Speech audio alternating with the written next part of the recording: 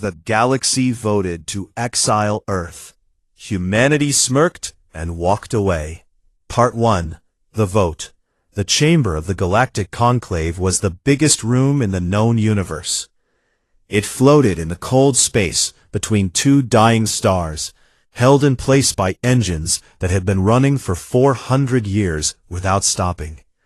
612 alien species sat inside it, in rings of glowing seats that curved upward like the inside of a giant bowl. The air smelled like 100 different atmospheres mixed together, something sweet, something sharp, something that made human noses twitch. Translators buzzed softly at every seat, turning words into sounds that each species could understand. It was the kind of place that was built to make visitors feel small. Commander Dalehurst did not feel small. He felt mildly annoyed, the way a man feels when a meeting runs long, and the coffee in his thermos is getting cold. He was a broad man from Albuquerque, with short gray hair, a jaw that looked like it had been cut from something hard, and eyes that had the permanent tired look of someone who had been doing difficult work for a very long time. He sat at a small table at the center of the chamber, in the spot reserved for species on trial, and he read the document on the screen in front of him, the way a person reads a bill they were not expecting. Beside him sat Lieutenant Kara Novak, his deputy, a lean woman from Chicago who kept her dark hair pulled back and her expression perfectly flat. She was reading the same document. She looked the way people look when they find out a flight has been canceled. Not destroyed, not emotional, just quietly recalculating. On Dale's other side sat Dr. Leon Ferris, Earth's chief diplomat for alien affairs, a tall man from Atlanta with silver-rimmed glasses and a notebook that he carried everywhere. Leon was not reading the document. He had read it 3 times the night before. Right now, he was stirring a cup of coffee with a small plastic spoon and staring at nothing in particular. The charges against Earth were being read aloud by the Veth ambassador, whose name in the Veth language required 5 throat sounds that no human mouth could make. So the translation system simply called him Ambassador Veth Prime. He was tall, 6-armed, and his voice had the quality of large stones being ground together. He read from a formal scroll that was also being displayed on every screen in the chamber. Earth stood accused of the following: terraforming 3 dead worlds without conclave approval, copying and using propulsion technology that was classified under conclave protection laws, opening trade routes through corridors that had been marked as restricted, spreading human culture to other species in a way that the conclave formally described as aggressive and destabilizing. And finally, the charge that had pushed the vote from a discussion into a certainty: defeating a conclave peacekeeping fleet near Europa in what Earth's own reports called an accident, but which the conclave called an act of aggression. Dale had read all of this. He did not disagree with the facts. He disagreed with the framing, but he had known for a long time that this day was coming, and he had spent a long time deciding exactly how he was going to sit in this chair when it finally arrived. The ambassador finished reading. The chamber fell silent.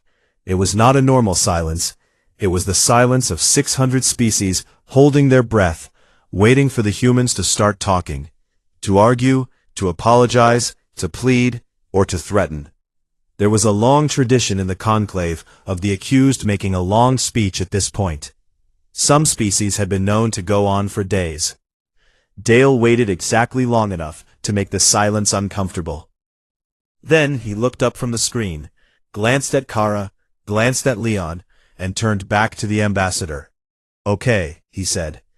The translator converted the word into 612 languages. In most of them, it came out sounding something like agreement, something like acceptance, something that had no anger or fear in it at all. "You accept the terms of exile?" "We do," Dale said.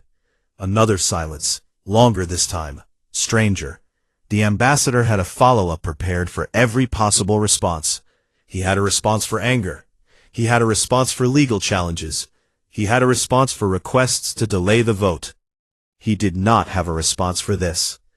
He cleared his throat, all three of them. You understand that this vote strips Earth of all observer status within the conclave.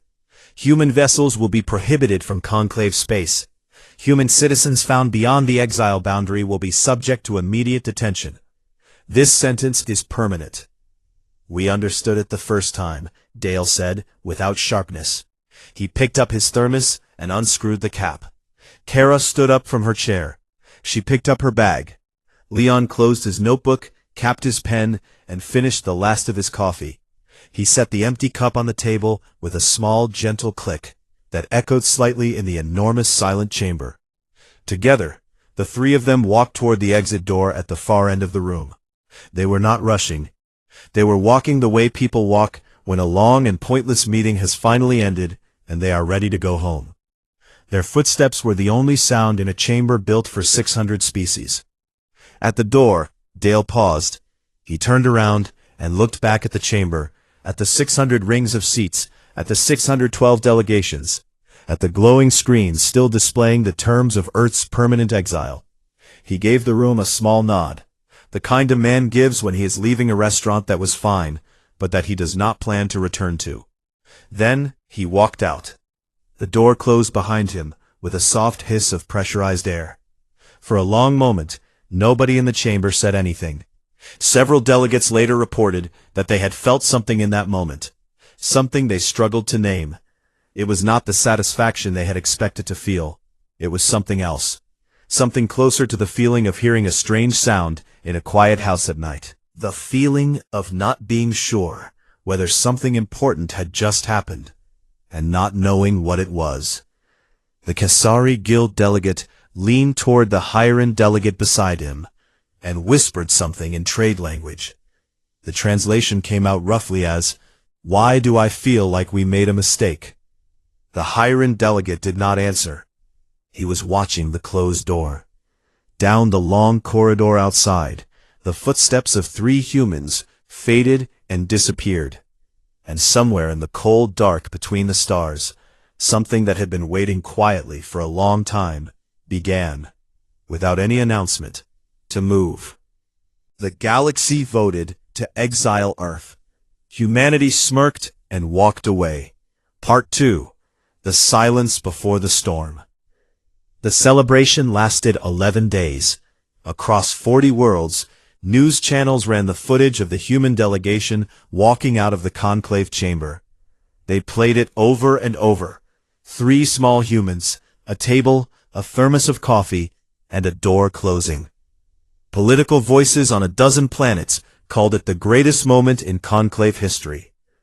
The Veth ambassador gave 4 separate interviews in which he described the vote as a necessary correction to decades of human disruption.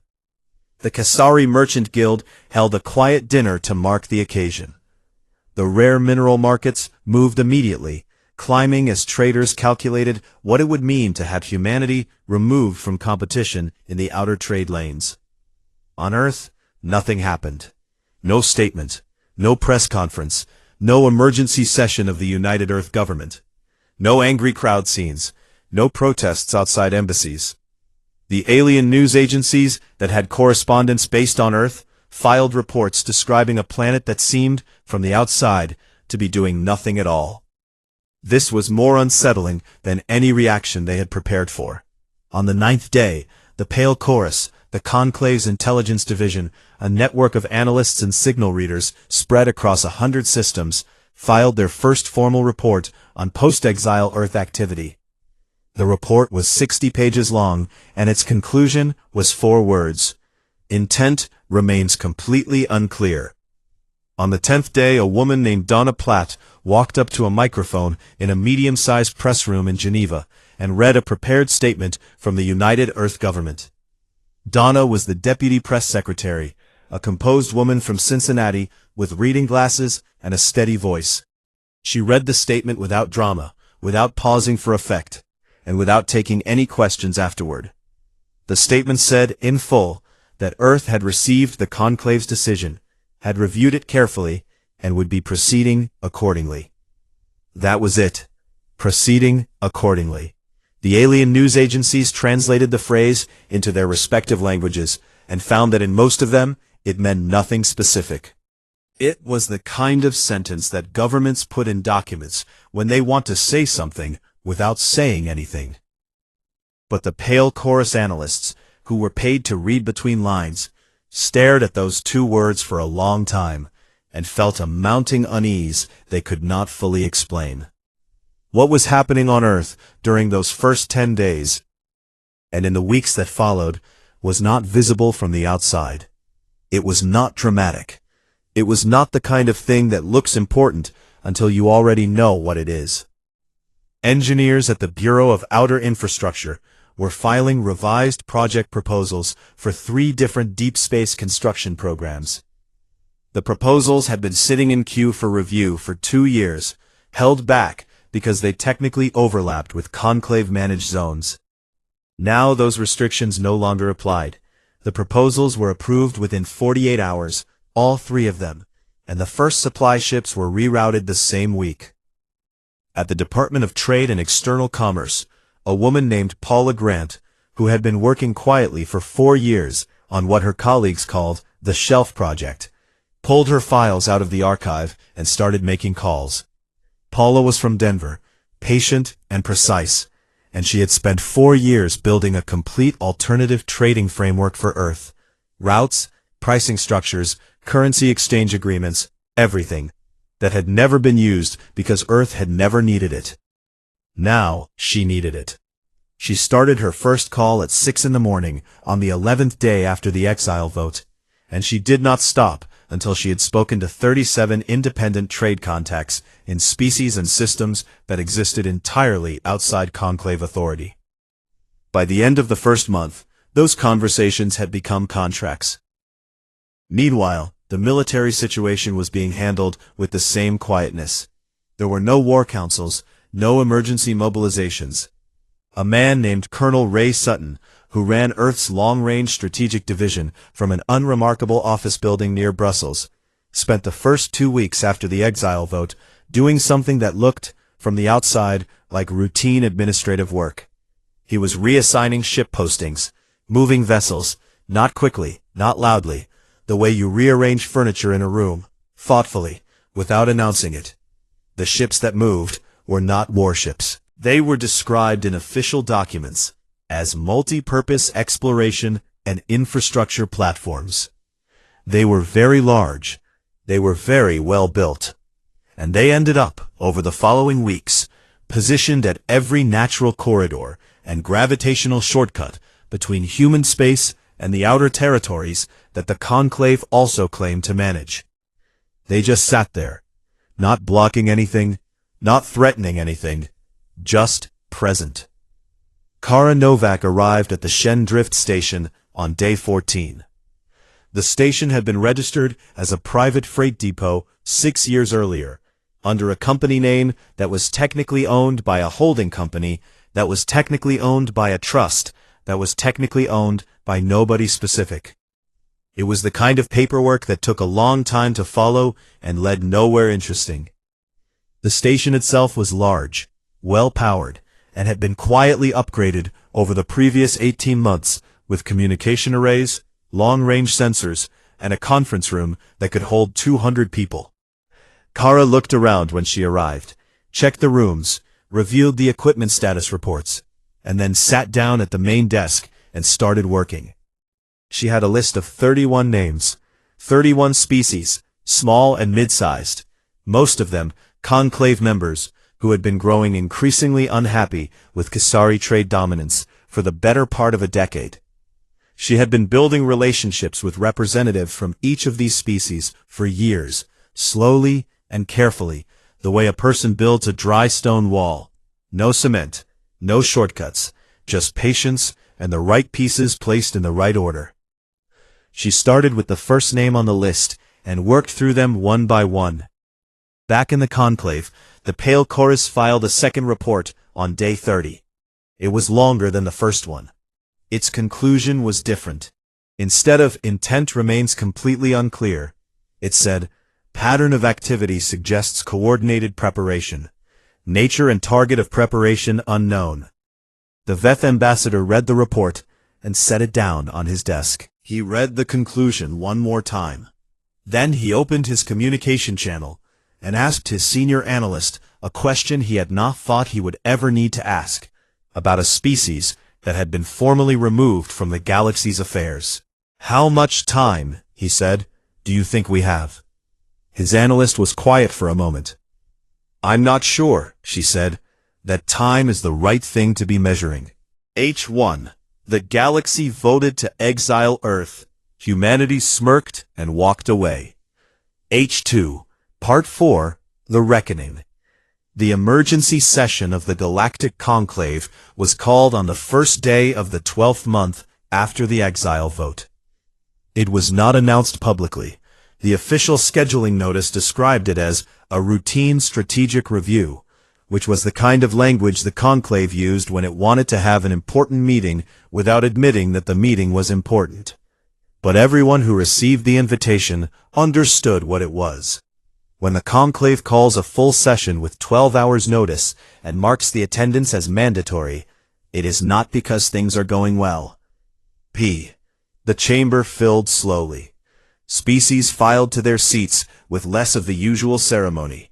There was no greeting music.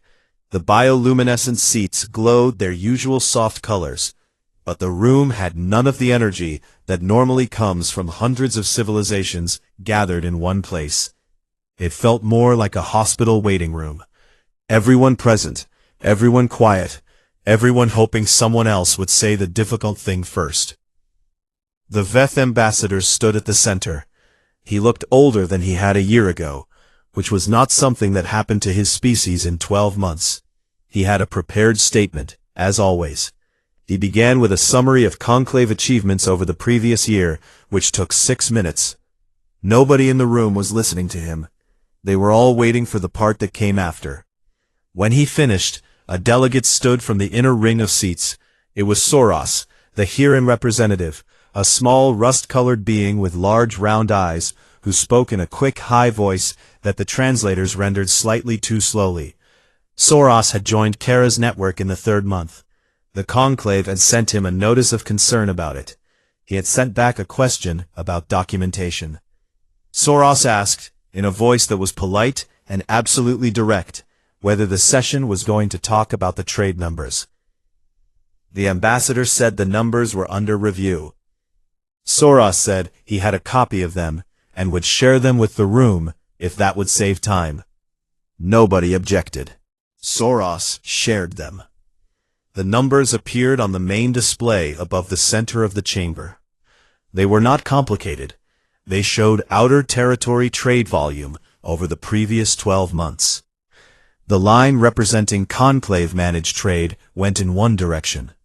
The line representing trade that moved through independent channels, primarily, though the report carefully did not say so directly, through the human network, went in the other direction. The gap between them was 14%, and it was still moving. The room was quiet for a moment, in a way that had nothing to do with ceremony. Then everyone started talking at once. It took the ambassador 40 minutes to bring the session to an order where actual discussion could happen. When it did, what came out was not the confident political debate that usually filled this chamber. It was something more uncomfortable, a slow, reluctant taking apart of assumptions.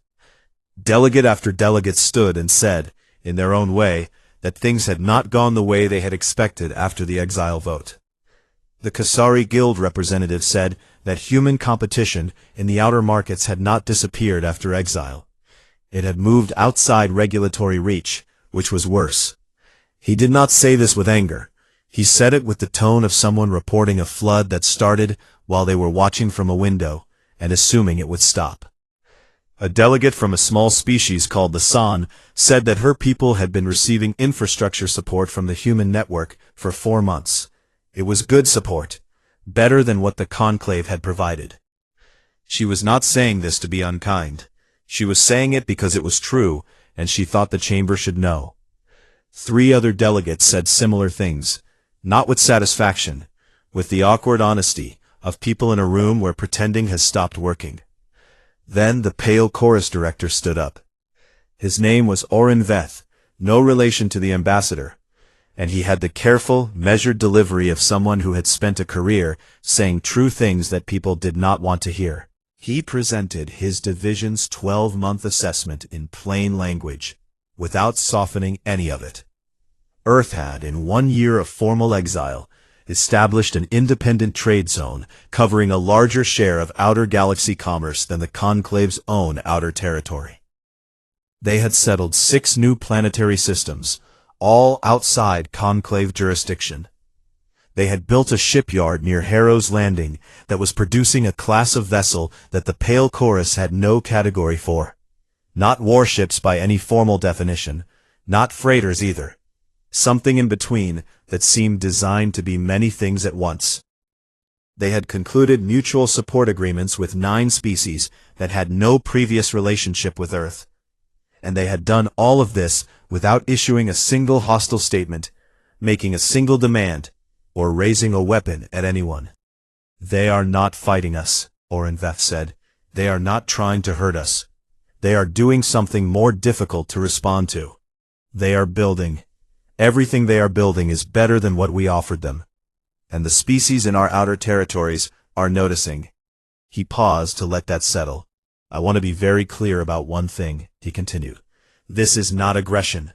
Under any legal or strategic definition, humanity is not attacking the Conclave. What they are doing is making themselves so useful to so many species in so many ways that our relevance in the outer territories is decreasing without anyone choosing to reduce it. It is happening because they are good at what they do, and because we, for the past 12 months, have not been paying attention. The chamber took that in silence. A delegate near the back asked the question that had been sitting in the room since the numbers appeared on the screen. Should we contact them? More silence, then several conversations at once. Then the ambassador called for a formal vote on whether to initiate contact with the human network for the purpose of opening dialogue. It was not unanimous. There were species who voted against it, mostly those with strong political positions tied to the Exile decision, who could not easily shift without losing face at home. But it passed. By a large one. The message took 3 days to compose. A committee of 12 drafted it, argued over it, revised it 41 times, and ultimately produced something that managed to sound formal and composed, while also, to anyone reading between the lines, clearly being a hand extended by someone who was not entirely sure it would be taken. It was sent on a tight beam channel to Kara Novak's station at the Shen Drift. Kara received it at the end of a long working day. She read it once, standing at her desk, still wearing her coat. Then she forwarded it to Dale and Leon with a message that contained 3 words. They blinked first. Then she made a cup of tea, walked to the viewport at the end of the corridor, and looked out at the stars for a long time. They were very bright out here, away from the light pollution of systems with too many ships and too many stations. Clean and cold and patient. She thought about the day they walked out of the conclave chamber. She thought about how quiet the corridor had been outside it. She thought about all the months since, the calls, the contracts, the long nights drafting charter language, the arguments about comma placement in diplomatic documents that felt absurd until you remembered that comma placement in diplomatic documents could change the meaning of an entire clause. She thought about how much had been built, quietly, without anyone's permission. Then she went back to her desk and started drafting a reply. The galaxy voted to exile Earth. Humanity smirked and walked away. Part 5. The Terms. The meeting took place on a station called Ven's Point. Nobody important had ever come to Ven's Point before. It was a mid-sized transit and refueling station jointly operated by 3 small species, the Huron, the San, and a quiet reptilian people called the Tavel. And it existed primarily because it sat at a natural crossing point of 4 trade routes, and somebody had to run the fuel depot. The walls were clean, but not new. The corridors had the particular smell of recycled air that all deep space stations share. The lighting was slightly too warm, and the floors made a faint hollow sound when you walked on them. It was, in other words, a completely ordinary place. Dale had chosen it specifically. He arrived an hour early, as he always did when something mattered. He found the conference room, checked that the table and chairs had been arranged the way he had requested, and sat down at the far end with his flask of coffee and his own thoughts. The room had a long viewport along one wall, looking out at the slow drift of a small asteroid field in the middle distance. Dale watched the rocks move for a while. They were very old. They had been moving in the same slow circle for longer than any government in this part of the galaxy had existed. He found that useful to remember. The conclave delegation arrived together, all 12 of them, wearing formal colors and moving with the deliberate precision of people who had been rehearsing their entrances. The Veth ambassador led them. He looked tired. Not the dramatic tiredness of a being under pressure. The real tiredness, the kind that settles in when something you believed for a long time has been proven wrong, and you have not yet found what to believe instead. He sat at the opposite end of the table from Dale, and placed his prepared documents in front of him with both of his upper hands. Leon came in last, as he usually did.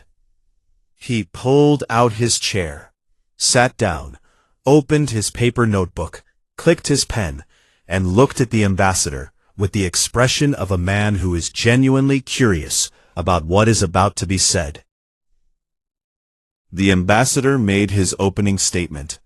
It was long and formal, full of references to the conclave's historical mission and its commitment to galactic peace and shared prosperity. There was something a little hollow in it, the way a speech sounds when the person giving it knows the situation has changed, but the words were written before it did. Dale listened to all of it, without interrupting, without looking at the clock, and without changing his expression. He had the quality, which many people found unsettling, of being completely present without being readable. When the ambassador finished, Dale said, "What are you offering?" The ambassador had prepared for this. He laid it out precisely. Earth would be reinstated as a full conclave member. Observer status would be restored immediately, with full voting membership to follow within 60 days. The terraformed worlds would receive retroactive authorization. The transit corridors would be formally recognized. The historical trade agreements would be renegotiated with new terms that addressed the imbalances that had, the ambassador acknowledged carefully, existed in the previous framework. Earth would, in short, be brought back in, and brought back in better than it had left. It was, as everyone at the table understood, an extraordinary offer. Several members of the conclave delegation had argued against it during the preparatory sessions. It was more than Earth had ever been offered before the Exile. It was, in practical terms, an admission that the Exile had been a mistake. Dale looked at it for a moment. He looked at Leon. Leon made a small mark in his notebook. Dale looked back at the ambassador. "We're not rejoining the conclave," he said. The silence that followed was the kind that has a texture to it. The conclave delegates went very still. The ambassador's 4 visible eyes stayed fixed on Dale. Somewhere in the station, outside the room, a door opened and closed, and footsteps passed by in the corridor, without stopping. "I want to make sure I understand," the ambassador said, with great care. "You are declining full membership, with expanded rights and formal recognition of everything your people have built in the past year." "Yes," Dale said. "May I ask why?" Dale set down his coffee cup. He leaned forward slightly, not in a threatening way, but in the way of someone who wants to be clearly understood. "Because membership means we agree to your rules," he said. "And your rules were designed for a galaxy that worked in a specific way. The galaxy doesn't work that way anymore. Part of the reason it doesn't work that way anymore is what we built in the last 12 months. Rejoining the conclave would mean putting what we built inside a structure that was built to limit it. We're not going to do that." He paused. "But we are willing to talk about something different," he said. What came next was not the kind of meeting the conclave delegation had prepared for. They had prepared for a negotiation, offers, counteroffers, concessions, a framework that ended with Earth back inside the conclave under terms that both sides could describe as a win. What they got instead was 3 days of something closer to a structural conversation. Dale, Kara, and Leon. Kara had arrived on the second morning, quiet and sharp, with a folder of documents she placed on the table without comment. Walked the conclave delegation through a proposal that had been drafted over months and revised many times. They called it the Parallel Accord. It was not a merger. It was not a subordination agreement. It was a formal recognition that 2 different systems existed in the same galaxy, and that those 2 systems could have a productive relationship without one of them being inside the other. There would be open trade between conclave space and human network space, with agreed pricing standards and no unilateral tariff changes. There would be a shared dispute process, voluntary, not mandatory, but with real mechanisms for conflicts that cross the boundary between the 2 systems. There would be mutual recognition of territorial claims, and there would be a permanent joint communication channel, with equal representation, where neither side had authority over the other. What there would not be was hierarchy. No conclave oversight of human network decisions. No human veto over conclave internal policy. 2 rooms, 1 corridor between them. The conclave delegation argued. They pushed back on specific clauses. They asked for things that Dale said no to, without explaining himself at length. One delegate from the inner systems said flatly that the accord was not what the conclave had agreed to come here for, and Kara said, with perfect courtesy, that the conclave was of course free to decline. The delegate did not push further. On the morning of the 4th day, the language was settled. Both sides read the full document. There were no dramatic speeches. The signing was done with ordinary instruments, on ordinary paper, at an ordinary table, in an ordinary room on a station that nobody important had ever visited. Afterward, while the formal photographs were being taken by the station's small press pool, the ambassador moved to stand beside Dale near the viewport. The asteroid field outside was still doing what it had always done. Slow, patient, indifferent to the paperwork happening inside. The ambassador spoke quietly. I want to ask you something. When you walked out of the chamber 1 year ago, when you said, okay, and picked up your things and left, did you already know it would end here? At a table? With us asking? Dale looked out at the asteroids for a moment. We had a plan, he said. We had been building towards something for a long time, in case this day came. But the plan was a direction, not a map. A lot of what happened in the last 12 months, the specific things, the specific people, the specific deals, we figured those out as we went. We didn't know exactly where we were going. We just knew we weren't going to stand in that chamber and beg. The ambassador was quiet for a moment. Then he said, that is honestly quite frightening. Dale smiled. The small kind, the one that stays in the eyes. I know, he said. He picked up his coffee, turned away from the viewport, and walked back to the table where the others were already beginning to gather their things. Leon was capping his pen. Kara was closing her folder. Outside, the asteroids turned in their long, slow circle, as they had before any of this, and as they would long after. Humanity had been told to leave the room, so they had built a better one, and the door of it was open. But this time, it was open on their terms. You do not frighten a human by closing a door. You frighten a human by forgetting that they know how to build one. Found carved into the wall of an abandoned conclave way station. Year 3 of the Parallel Accord. The galaxy voted to exile Earth. Humanity smirked and walked away. Part 3. The Architecture of Quiet Dominance. 6 months after the exile vote, a conclave trade analyst named Sithra submitted a report that nobody in her department wanted to read. She submitted it anyway. The report was about food. Specifically, it was about a planet called Harrow's Landing, one of the 3 dead worlds that Earth had terraformed without conclave permission, which had been listed as a violation in the exile charges. 6 months ago, it had been a frozen rock with a thin atmosphere and no significant life. Now, it had fields, long, flat, green-brown fields that stretched across the lowland plains, fed by an irrigation system that humans had built in under 4 months, using construction equipment that the Conclave's own engineering teams looked at and quietly declined to comment on. Harrow's Landing was producing food, large quantities of it, more than the small population of humans living on it could ever consume. And that surplus was being sold, not through Conclave trade networks, not in Conclave-regulated markets, but through Paula Grant's framework, in direct deals, at prices that were fair and in payment terms that were flexible enough to work for species that did not have strong currencies or large reserves. 11 species had signed supply agreements with Harrow's Landing by month 6. Most of them were small. Most of them had been food insecure for years. Most of them were technically still Conclave members. Seethraw's report pointed out, in careful and neutral language, that this was not a small problem. Species that depend on a supplier develop a relationship with that supplier. They develop trust, familiarity, and eventually, loyalty. The Conclave had not fed these species. Earth had. The fact that Earth was officially exiled from the Conclave did not change that arithmetic. The report was classified and filed. Nobody wanted to discuss it out loud. Meanwhile, at the Shendrit station, Kara Novak was working through a list that had grown past 40 names.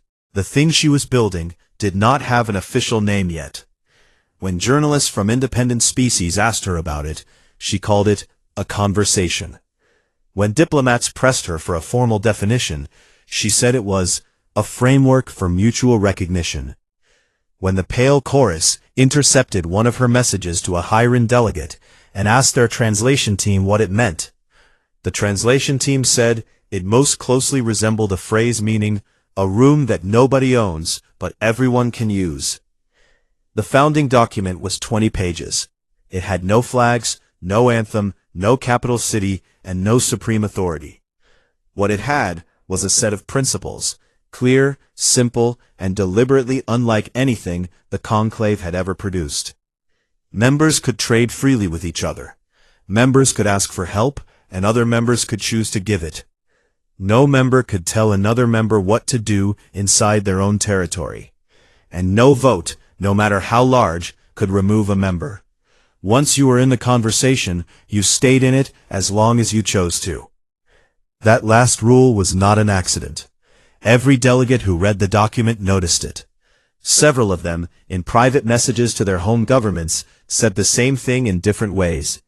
Whoever wrote this clearly learned something from watching what the Conclave did to Earth.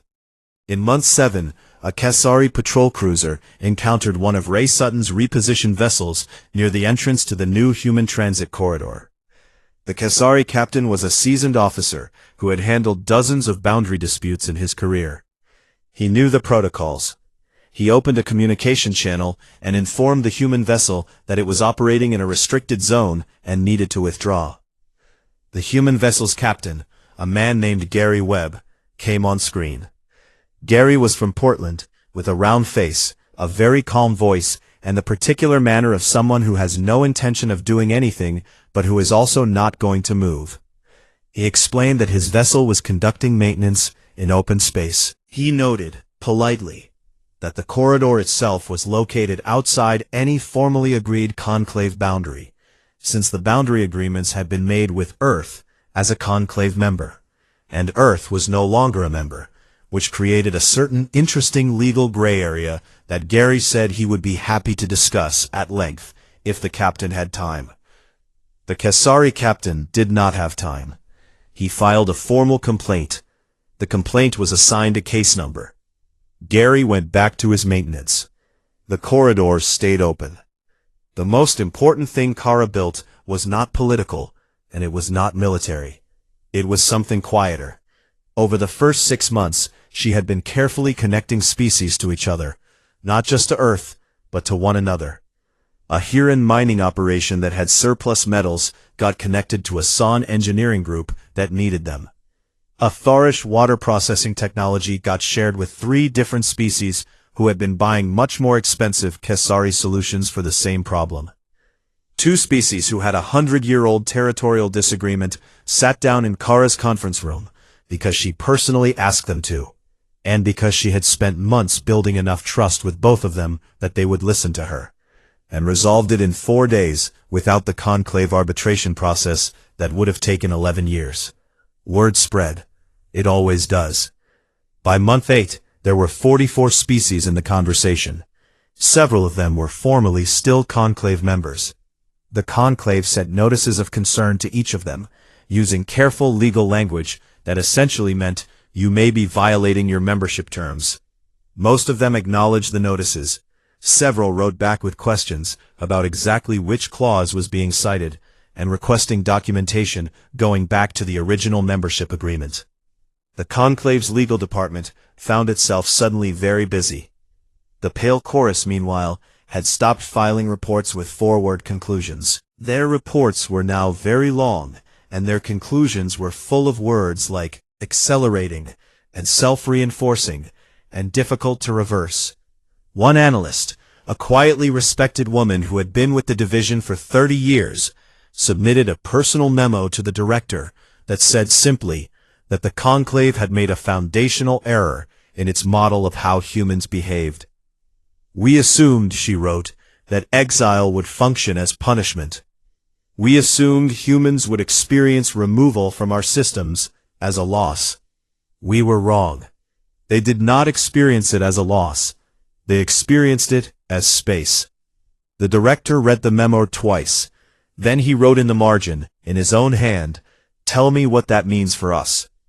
The analyst wrote back the next morning. Her response was one sentence. "It means they are not trying to come back. They are trying to make coming back look unnecessary." Down in the outer territories, on Harrow's Landing, the fields were green under a sun that had not warmed that world 3 years ago. In the station at Shen Drift, the lights were always on.